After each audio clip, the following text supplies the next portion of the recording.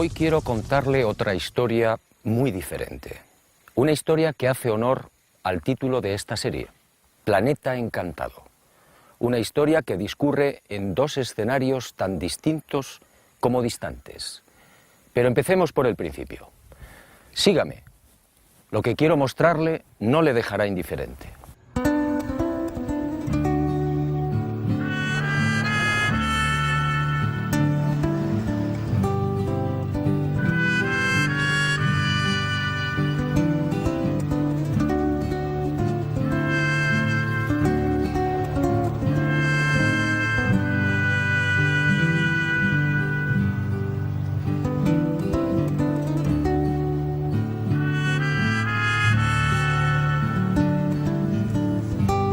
Supe de este nuevo misterio hace muchos años, y como otros quedó dormido en mis archivos hasta que el destino dio la orden. Hoy por fin ha llegado el momento.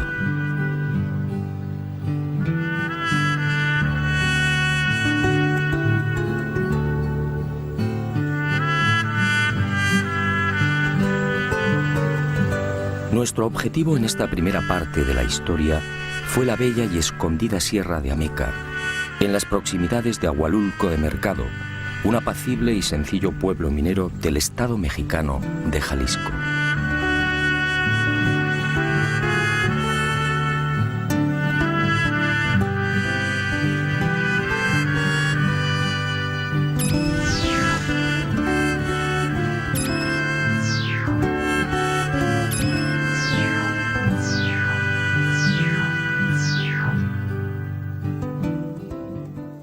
Desde allí, desde Ahualulco, lo abrupto del terreno y el atormentado perfil de los caminos nos obligó a ascender en caballerías.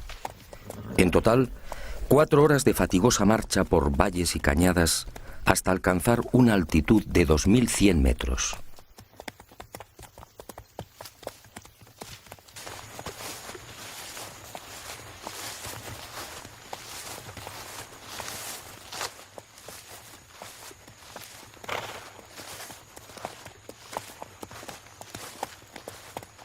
Pero el esfuerzo mereció la pena.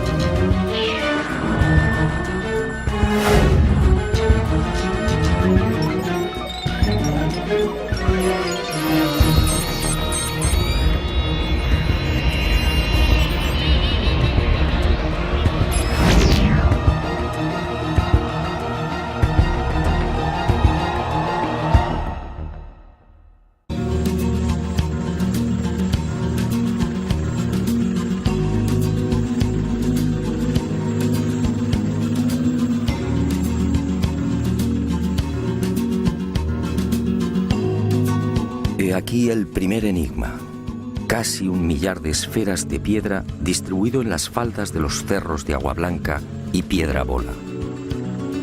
1000 esferas de arenisca y basalto finamente pulidas y con diámetros que oscilan entre 1 y 5 metros. Esferas de hasta 20 toneladas que nadie sabe cómo han llegado hasta aquí.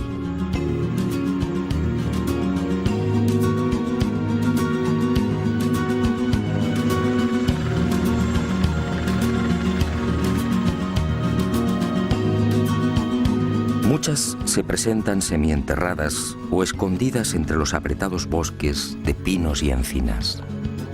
Bosques solitarios a 9 kilómetros de Ahualulco, en los que gobiernan el puma, la serpiente de cascabel y el silencio.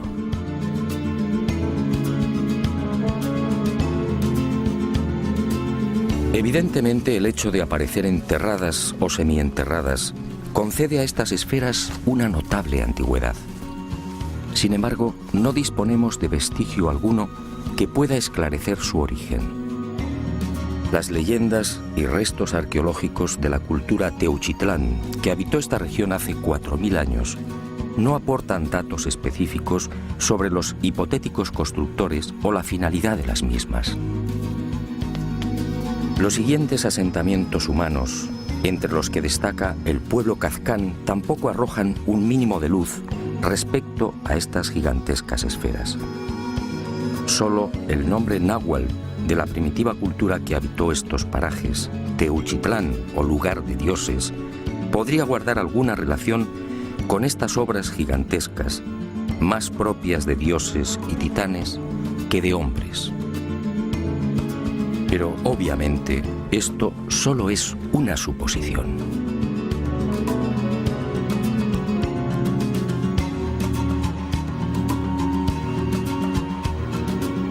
Durante la conquista, ninguno de los españoles hace mención de estas asombrosas y desconcertantes bolas, como las llaman los nativos. En 1524, el poblado de Ahualulco fue conquistado por Cortés de San Buenaventura. Pero las esferas no aparecen en las crónicas. Y aunque resulte extraño, tampoco Cristóbal de Oñate se refiere a ellas cuando en 1547 descubre las ricas minas de hierro, oro y plata de esta región. ¿Cómo llegaron estas inmensas moles hasta lo alto de las laderas a 1400 y 2000 metros de altitud?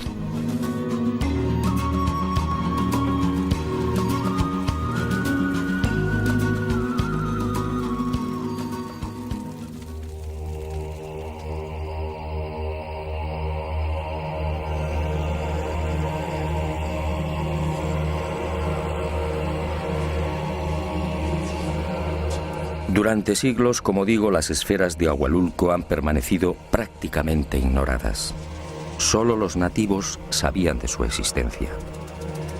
Hasta que en 1967 el norteamericano Robert Gordon, director de la mina denominada Piedra Bola, fue informado de la existencia de otras esferas similares a la que existe junto a la boca de la antigua mina de plata y que justamente dio nombre al yacimiento.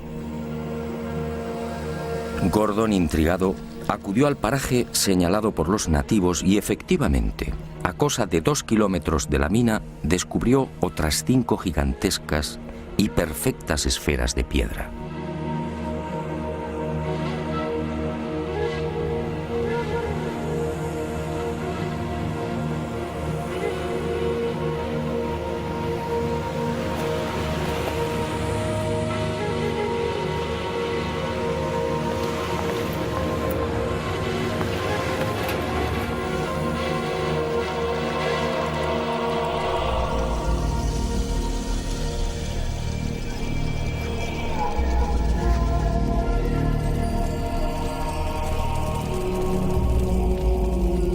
El hallazgo de Gordon fue el principio de una larga cadena de nuevos descubrimientos.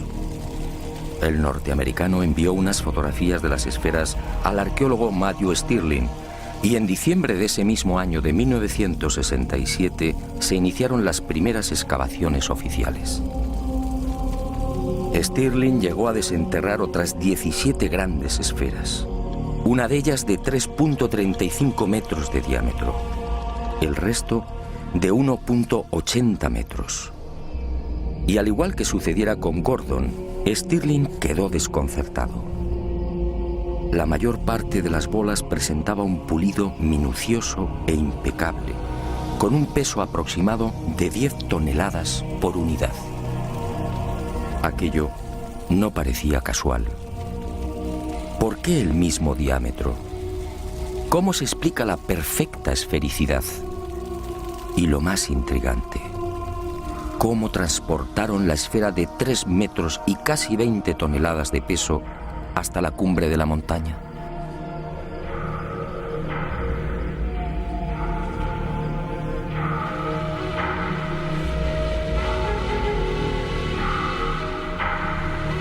Tras estos hallazgos, el misterio de las esferas de la Sierra de Ameca se enredó mucho más.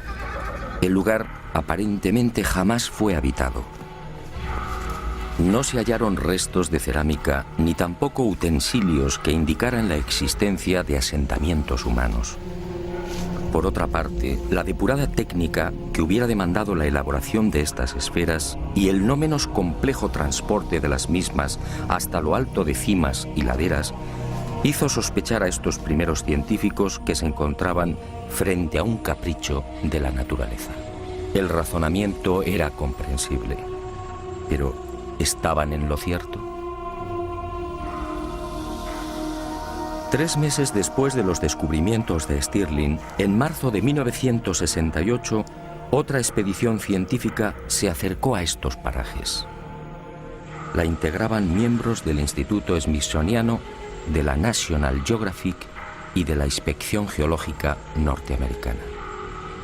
Y al frente como director el geólogo Robert Smith, también estadounidense. Tras examinar las bolas, la conclusión de Smith dejó perplejos a propios y extraños.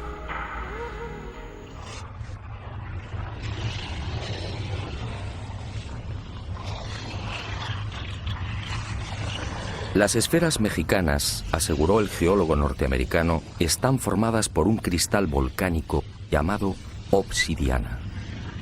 Surgieron hace 40 millones de años como consecuencia de una gigantesca avalancha volcánica.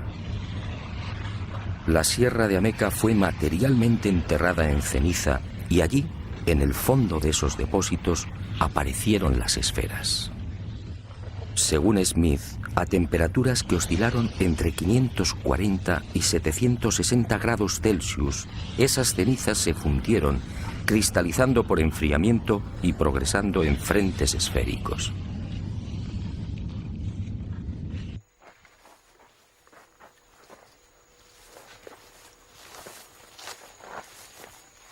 Después, la erosión eliminó el gran colchón de cenizas y las esferas quedaron libres.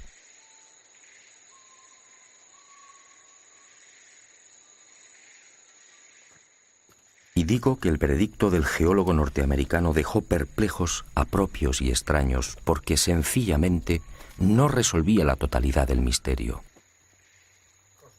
Para empezar, de las casi 1000 esferas que pueden contemplarse en la Sierra de Ameca, la casi totalidad está formada por arenisca, un material que nada tiene que ver con los volcanes. Solo un pequeño porcentaje está integrado por basalto. En cuanto a la obsidiana, ni rastro. ¿Qué ocurrió con estas moles? ¿También se formaron en el interior de la ceniza y en sucesivos frentes esféricos? Para la mayoría de los expertos en petrología, esta posibilidad es altamente dudosa. En cuanto al hecho incuestionable de la similitud en los diámetros de muchas de estas bolas, 1.80 metros, el señor Smith naturalmente guardó silencio.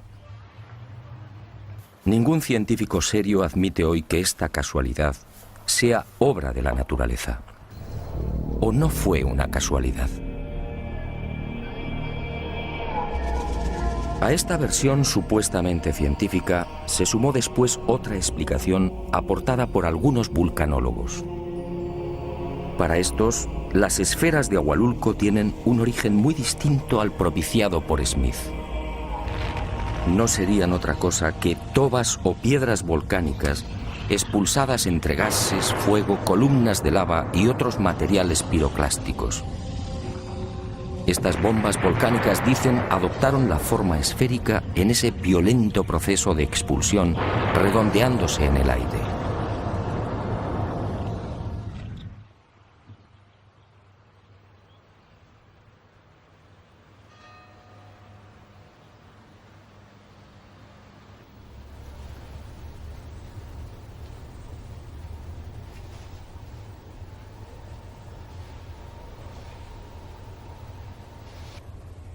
Estas bombas volcánicas no son exactamente esféricas, y es lógico y natural. Pretender que estos materiales, expulsados de los volcanes, se vuelvan esféricos al contacto con el aire es una afirmación arriesgada. ¿Qué tiene esto que ver con la belleza, con la perfección y con el gigantismo de las esferas de México?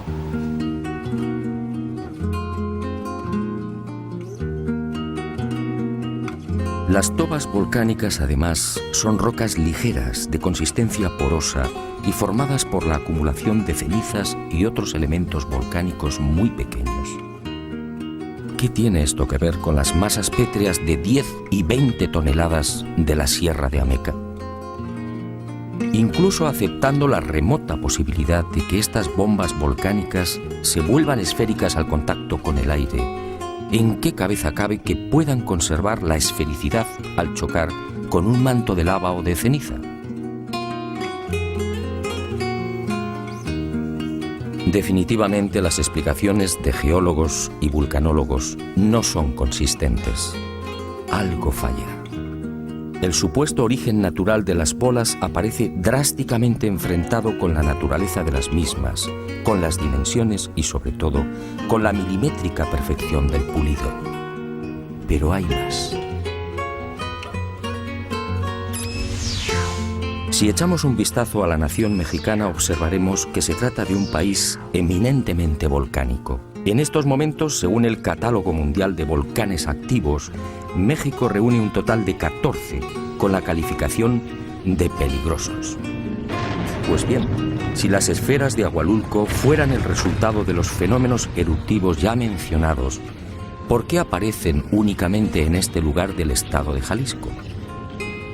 Solo en el llamado eje volcánico mexicano, con una longitud aproximada de 1000 kilómetros, se contabilizan miles de volcanes apagados. Lo lógico es que este tipo de bolas se encontrara repartido en numerosos puntos de dicho eje. Pero no es así. Esta increíble acumulación de casi 1000 esferas solo se da en la referida Sierra de Ameca. Algunos vulcanólogos pretenden justificar la existencia de las esferas por las erupciones acaecidas en la Edad Media y señalan a 3 volcanes como responsables directos: el Ceboruco en el estado de Nayarit, el Volcán de Fuego y su vecino el Nevado, ambos en las proximidades de la ciudad de Colima. El Ceboruco, en efecto, entró en erupción en 1542 y 1567. En cuanto a los de Colima, del Nevado se sabe que entró en actividad en 1560. Pero los ardientes flujos no fueron más allá de los 10 kilómetros. Si tenemos en cuenta que Agualulco y la Sierra de Ameca se encuentran a 100 kilómetros del Ceboruco y a 140 de Colima, la pretensión de los vulcanólogos no se sostiene.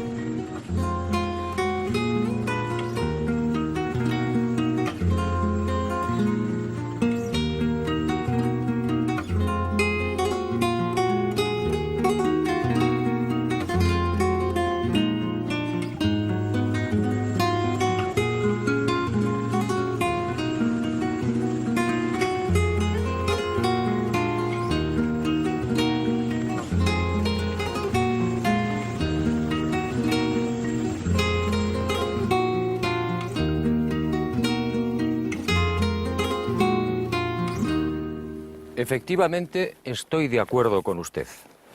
Después de recorrer la Sierra de Ameca y contemplar estas esferas, cuesta trabajo imaginar que semejantes moles son un capricho de la naturaleza.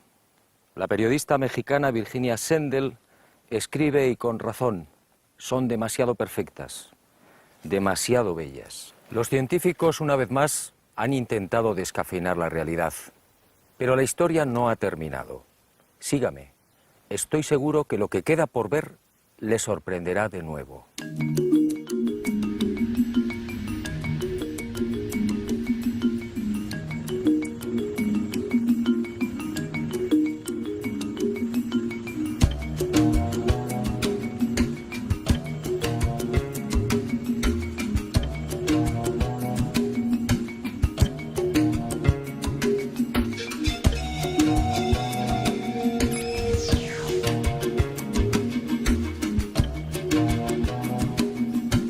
Nuestro segundo escenario se encuentra a casi 3000 kilómetros, en lo más profundo de la selva de Costa Rica.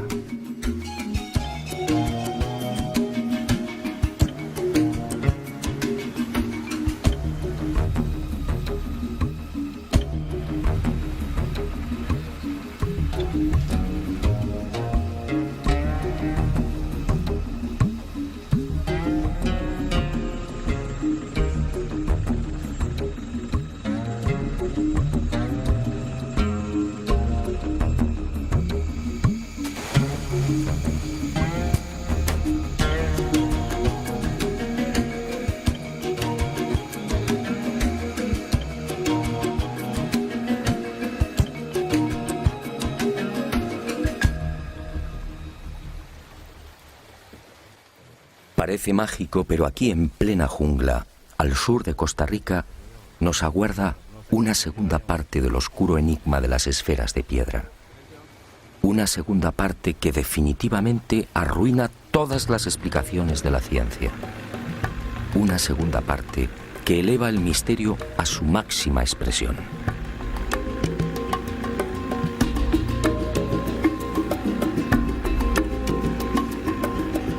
Nuestro primer objetivo exige cruzar buena parte del delta del Diquis y la enmarañada y peligrosa jungla por la que discurre el río Sierpe. Una jungla pantanosa, infectada de caimanes, serpientes y, lo que es peor, de mortíferas nubes de mosquitos.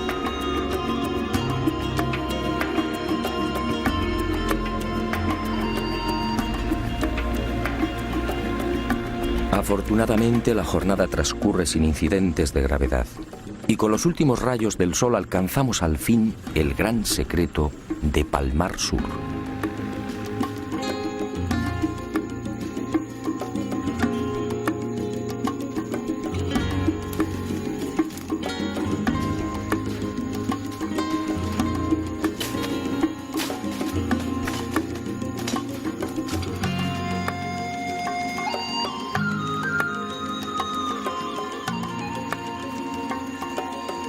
Decenas de esferas de piedra prácticamente gemelas a las de Ahualulco. Esferas igualmente perfectas, al aire libre o semienterradas en cientos de kilómetros cuadrados. Esferas de un pulido exquisito, casi imposible.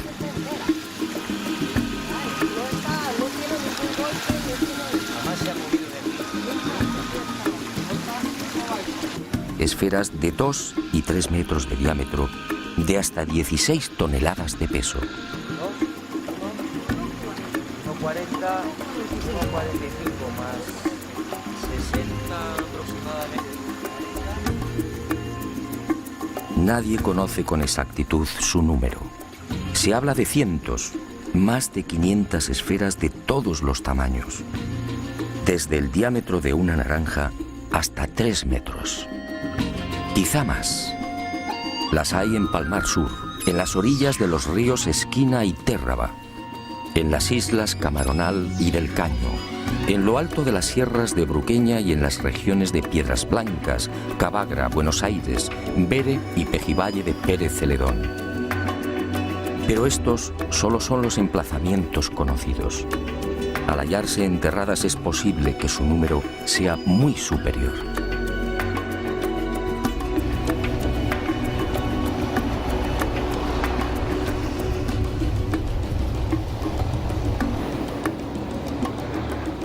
Como en el caso de México, los nativos conocían su existencia desde mucho antes de la llegada de los conquistadores españoles.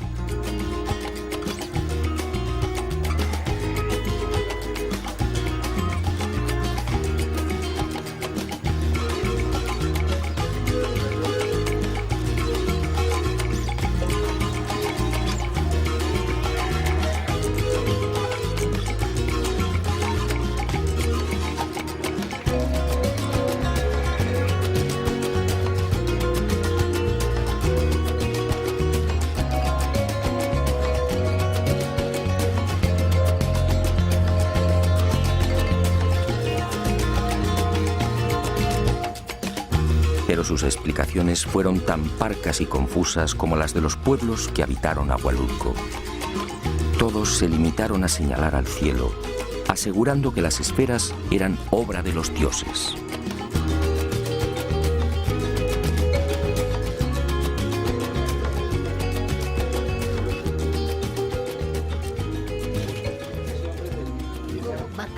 Bakakiri, cacta, cuando van a catar a Nietzsche, va a grabar shasta, bakakta, batapta. Porque esos son una piedra pesadísimo. Donde vivían esas piedras nadie lo levantaba. Yo conocí una piedra.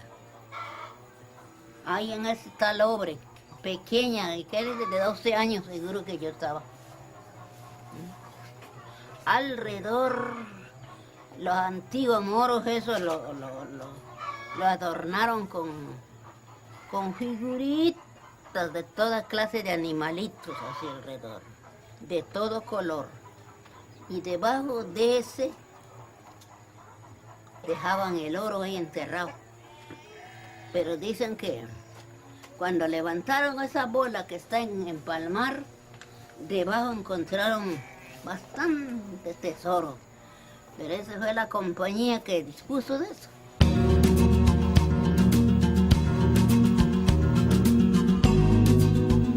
Fue a partir de 1930 cuando los arqueólogos tomaron contacto por primera vez con este fascinante enigma. En esa fecha, George Chittenden, empleado de la multinacional United Fruit, viajaba por Costa Rica comprando tierras para la plantación de bananos. Y fue en una de esas incursiones por la selva cuando Chittenden descubrió una serie de extraños montículos. Y sobre ellos, las formidables esferas de piedra. A su regreso a San José, informó a la doctora Doris Stone. 10 años después, a lo largo de 1940 y 1941, Stone se trasladó al Delta, procediendo al primer estudio científico y sistemático de las increíbles bolas. Las examinó, levantó mapas y tuvo el acierto de situar la ubicación original de 5 grupos con un total de 44 esferas. Y descubrió también otros ejemplares en las proximidades del pueblo de Ubita y en las orillas del río Esquina. En 1943 publicaría un primer trabajo que, lógicamente, llamó la atención de otros investigadores. Entre estos destacaron Mason y Samuel Lothrop, de la Universidad de Harvard. Ambos se adentraron también en las selvas y ríos de Costa Rica con el loable afán de desentrañar el singular misterio. Pero tropezaron con un grave obstáculo. Lamentablemente, la compañía frutera norteamericana ignoró el indudable interés arqueológico de las esferas. Y con una absoluta falta de escrúpulos, anteponiendo el dólar a la cultura, removió tierras y cauces, destruyendo muchos de los ejemplares o cambiándolos de ubicación.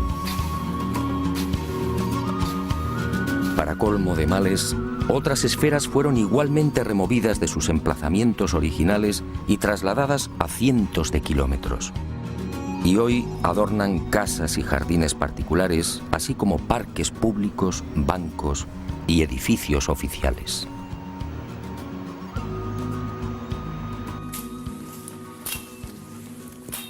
A este desastre vino a sumarse la codicia.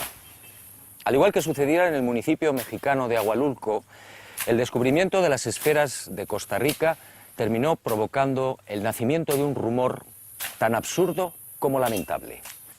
En el interior, dice la creencia popular, se esconden grandes cantidades de oro y piedras preciosas.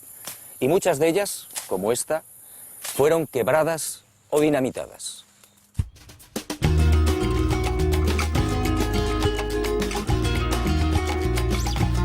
Pero arqueólogos e investigadores siguieron trabajando. En este caso, a diferencia de lo ocurrido en México, los costarricenses fueron mucho más sensatos y prudentes que sus colegas los norteamericanos. A nadie se le ocurrió esgrimir el absurdo argumento de los volcanes. Las esferas de Costa Rica son obra humana. De eso no cabe la menor duda. En cuanto a las preguntas clave, ¿quién, cómo y para qué las hicieron? La mayoría de los expertos no tiene respuestas, al menos satisfactorias. Sencillamente, es un misterio de momento.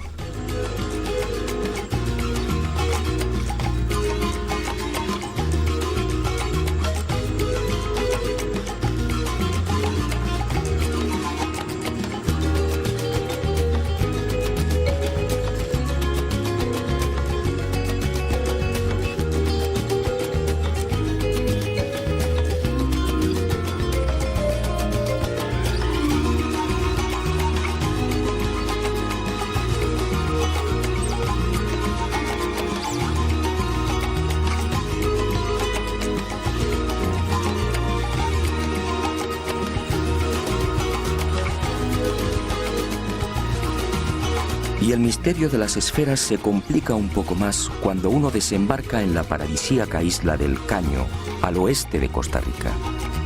Una reserva biológica situada a 16 kilómetros del continente.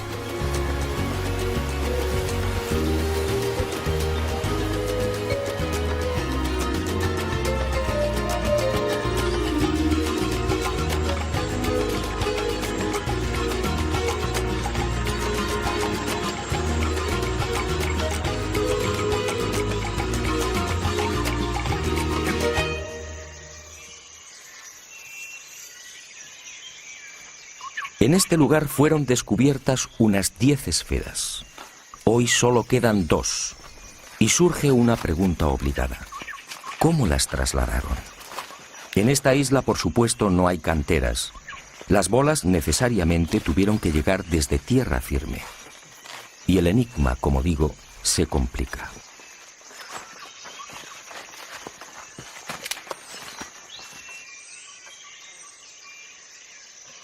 Según los especialistas, para labrar una bola de 1 metro de diámetro, sería preciso un bloque de 9 toneladas.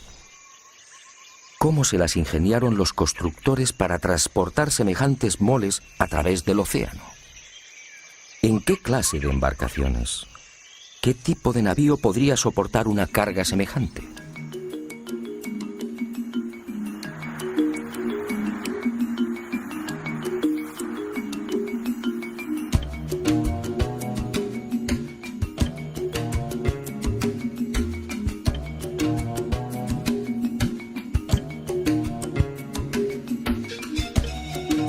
Y otro tanto sucede con la mayoría de los lugares de tierra firme donde aparecen las esferas.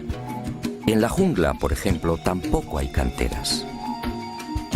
Para encontrar los necesarios depósitos de granito es preciso viajar al norte, a la sierra, es decir, a cientos de kilómetros. Y no hay más remedio que repetir las preguntas. ¿Cómo salvaron los ríos? ¿Cómo se las ingeniaron para atravesar valles, pantanos y colinas?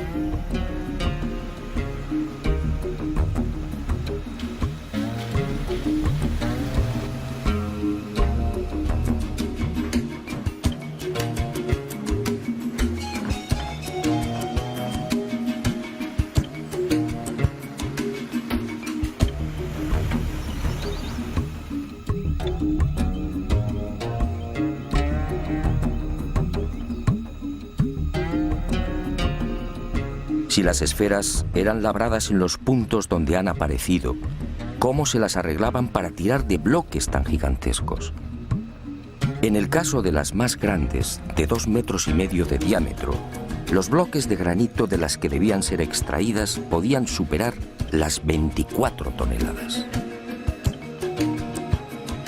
Naturalmente, el asombroso pulido y la perfecta esfericidad de estas bolas son un capítulo aparte. En este lugar, a más de 100 kilómetros de las canteras, pudimos hallar otros 5 ejemplares. Lamentablemente también habían sido removidos de su emplazamiento original. Pero el pueblo al menos ha sabido conservarlos. Al llevar a cabo las correspondientes mediciones, quedamos perplejos. Las 5 presentaban la misma circunferencia. 3,6 metros con una variación en los radios de apenas 1 milímetro. Esta increíble precisión hace pensar a los expertos que los desconocidos constructores tuvieron que utilizar algún tipo de instrumental. ¿Pero cuál? Hoy, con el auxilio de las computadoras, difícilmente lograríamos una perfección semejante. En cuanto al pulido, de nuevo el asombro y el silencio. Curiosamente, cuanto más grande es la esfera, más cuidada es la terminación. Un acabado que casi brilla como un espejo. ¿Cómo lo lograron? Misterio. También la hipotética fecha de la construcción de las esferas aparece envuelta en la duda.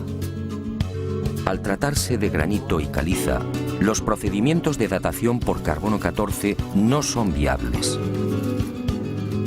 Y los arqueólogos han recurrido al llamado sistema de asociación. En otras palabras, estimar la edad de la esfera basándose en la antigüedad de la cerámica y demás restos orgánicos encontrados al pie de la bola. Esto obviamente resulta arriesgado. Siguiendo esta fórmula de datación relativa, bastante dudosa a mi entender, algunos expertos han establecido la antigüedad en 1600 años. Otros las consideran más jóvenes, fijando el momento de la fabricación en el siglo XVI. Esta última hipótesis tropieza con un serio inconveniente.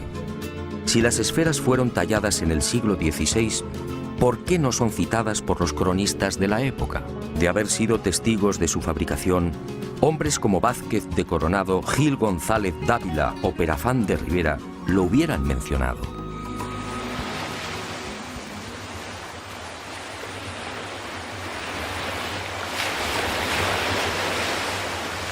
Para algunos investigadores más osados que la arqueología tradicional, estas esferas podrían tener entre 2000 y 3000 años como mínimo.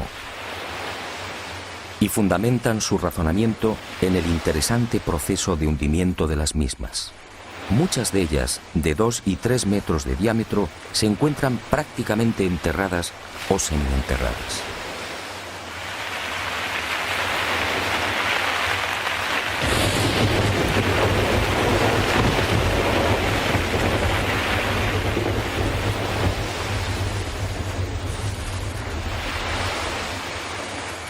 Basta un sencillo cálculo para estimar el tiempo que han necesitado para ser tragadas por el terreno.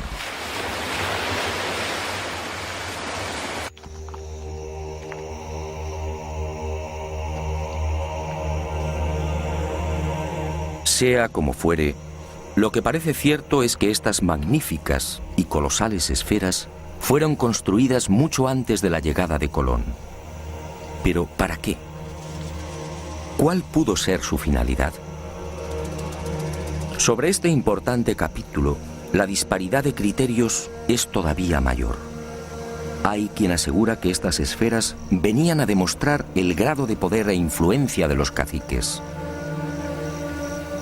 Si esto fuera así, cuanto más grande y más perfecta, más notable sería el dominio del rey de turno. La teoría, sin embargo, no termina de convencer.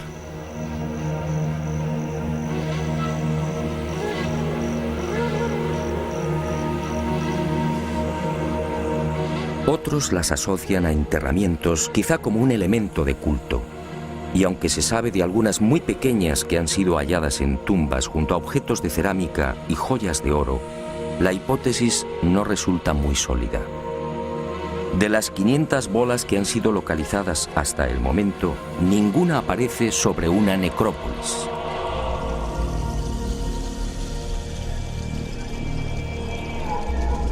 Cabe pensar, por tanto, que las 2 esferitas descubiertas en tumbas fueran únicamente una posesión personal del difunto.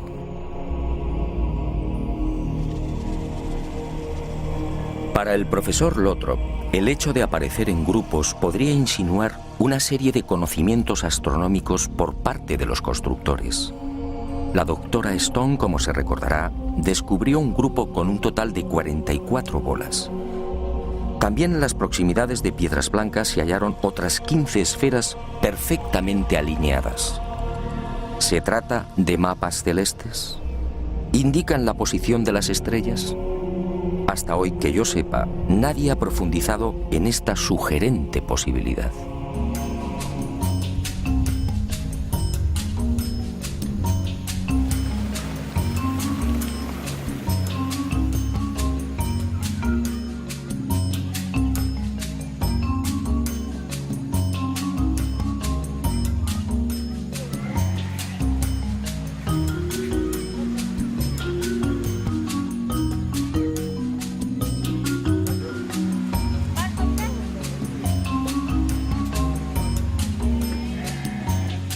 Algunos nativos a quienes consulté me hablaron de algo mucho más fantástico.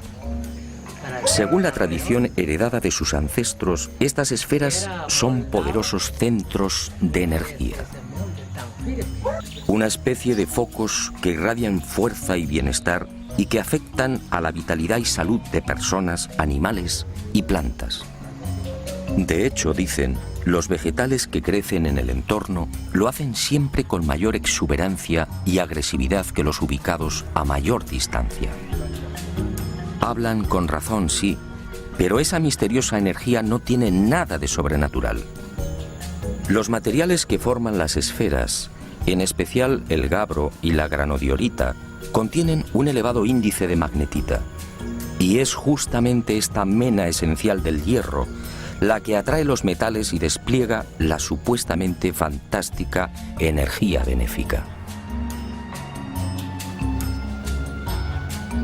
Y en este laberinto de posibles explicaciones nació también otra hipótesis contemplada con escepticismo por la ciencia oficial. Basándose en los planos levantados por Stone y Lothrop, el reconocido sociólogo Ivar Zapp asegura que las alineaciones de esferas son en realidad una biblioteca náutica, es decir, la señalización de rumbos marinos. Tomando uno de estos mapas, Ivar verificó que dos de las esferas apuntan hacia los rumbos 19 y 199 grados respectivamente. Este último pasa sobre la isla del Coco en Costa Rica, el archipiélago de las Galápagos y finalmente desemboca en la isla de Pascua. Al someter el citado rumbo a la computadora de vuelo de un avión, el ingeniero comprobó con asombro la impecable exactitud del destino nacido de ambas esferas.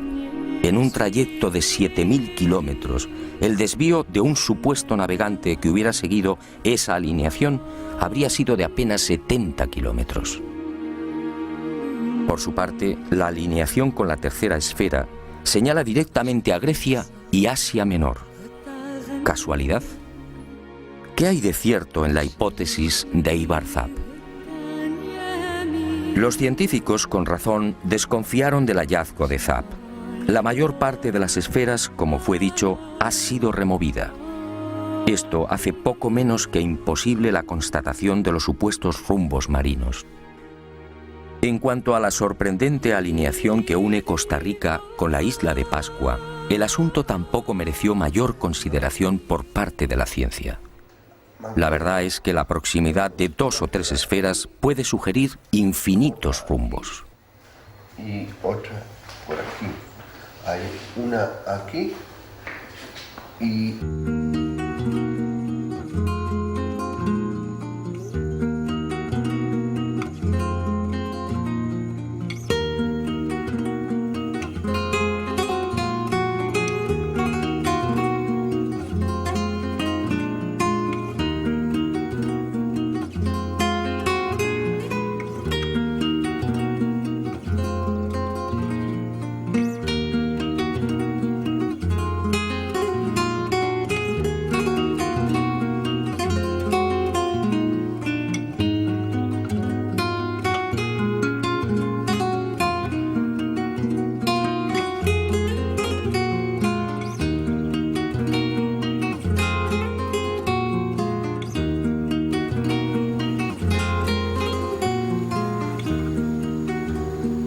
Pero Ivar Zapp sí parece tener razón en algo. Para el estoniano afincado en San José, las esferas son la viva manifestación de una cultura de expertos navegantes afincada en la Costa Rica que mira al Pacífico Sur.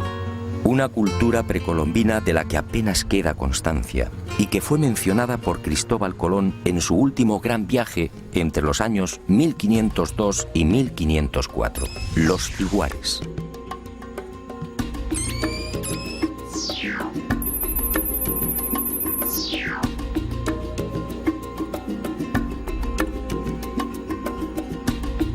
En una carta dirigida a los reyes católicos, Colón manifiesta que los tiguares eran gentes ricas, con navíos, espadas y corazas. Y habla incluso de algo asombroso, siempre rechazado por los historiadores. Según los indios, en esas tierras del oeste, a 9 jornadas desde el Atlántico, existían ya caballos. Caballos utilizados para el transporte y la guerra. ¿Caballos? ¿Cómo es posible en 1502? Según la historia oficial, los caballos fueron introducidos en América por los conquistadores españoles.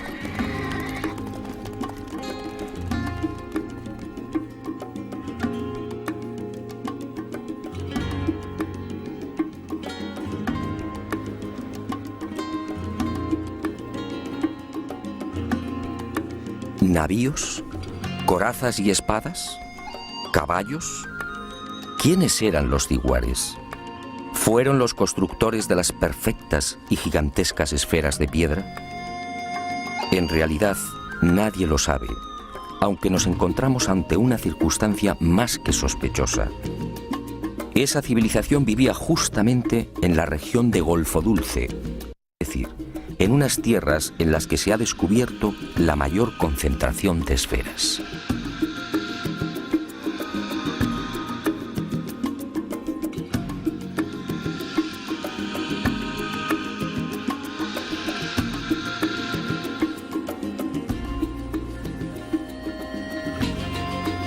En este sentido, la arqueología oficial de Costa Rica parece estar de acuerdo.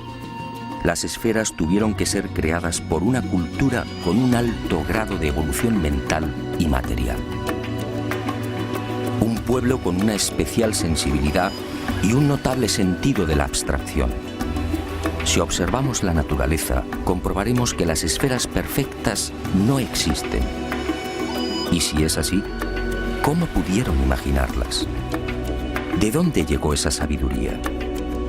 ¿Por qué los nativos repiten una y otra vez que son creación de los dioses que bajaron del cielo? ¿Fueron los ciguares instruidos por esos familiares dioses? Como puede ver, el misterio de las esferas de México y Costa Rica sigue en pie. Y me alegro. Después de 30 años de investigación, he aprendido que los enigmas no deben ser desvelados. Solo así podemos seguir soñando. Y ahora sígame. Vayamos al encuentro de otro maravilloso sueño.